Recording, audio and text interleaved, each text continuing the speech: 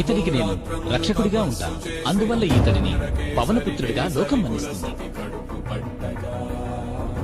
జనించినాడొక అసమాన బలోద్ధతుడు సంయుతుడు అంజనాసుతుడు పవననందనుడు.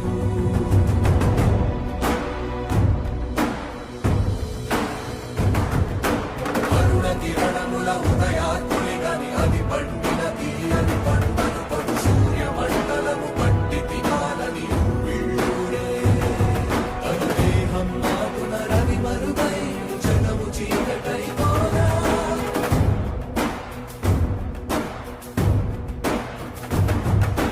అది అమరేంద్రుడు గమనించి తన ఐరావతమది ఓడించి ఆంజనేయుని సమీపించి తన వజ్రాయుధమును విసరగా.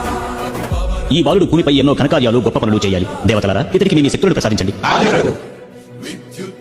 చిరంజీవి, ఇకపై నా వజ్రాస్త్రమే కాదు, ఎలాంటి అస్త్రశస్త్రాలు ఆయుధ శక్తి నీకు హాని చేయలేవు.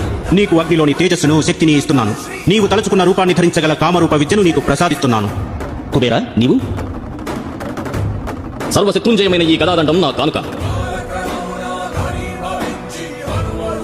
పవనపుత్ర హనుమ, నా బ్రహ్మ విద్యను నీకు కొసుకుతున్నాను. నిన్నే అస్త్రాలు ఏమీ చేయలేవు. దీర్ఘాయుష్మాన్ భవ. దేవా ధన్యోస్మి.